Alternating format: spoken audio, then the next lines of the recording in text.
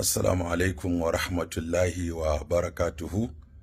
Yau muna 20 ga watan Sha'aban, hijira 1445, wanda ya zo 1 ga watan March shekara ta 2022.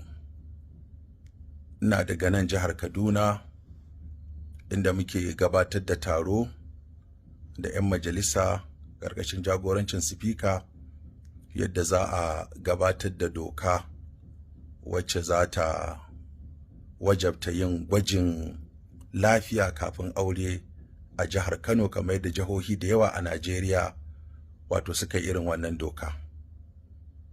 To ɗazu sai na ji wasu jawabai suna ta fitowa daga jihar Kano waɗanda gaskiya sun kashe min gwiwa. Abinda nake ta ƙoƙari na gabatar a Hizba shine gyaran tarbiyya da gyaran hali, kuma na yi iyayi na wajen gayyatar masu gabatar da fina-finai, na yi zama da su, na ba su shawarwari, mun yi maganganu da su da yawa akan yadda za a gyara tarbiyyar al'umma ta yadda ake gabatar da fina-finai wanda suka saba wa al'ada da addini da zamantakewarmu. Haka na kira 'yan TikTok, na kuɗi na a cikin ajihuna da mataimakana muka haɗa kuɗi, muka ba su kuɗin data da kuɗin mota, muka zauna da su muka yi shawarwari. Haka nan kuma na gayyato Murja da 'yan uwanta masu yin TikTok, mun zo mun zauna da su, na ba su shawarwari, na yi musu addu'a, na kuma ba hanyoyi da zanga cewa sun gyaru, sun nutsu, sun koma cikin hayyacinsu.